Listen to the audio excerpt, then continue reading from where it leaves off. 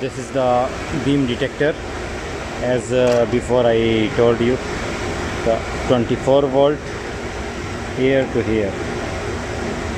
This is the 24 volt, and what is coming from this ZAM device is coming here, F1 and F2.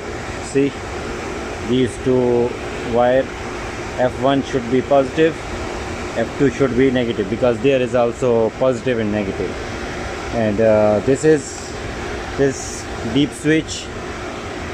This deep switch is for adjustment of 100%, 75%, 50 and 25%. Now we adjust this one into the 3 and 4 is for the 75%. And here we can remove, we can focus on the lens.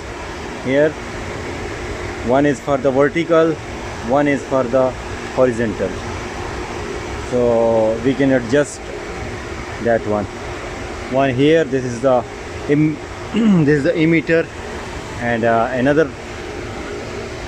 another place is receiver, and receiver have only 24 volt. This is the emitter, so we have also F1 and F2. There is a IDC, is coming F1 and F2.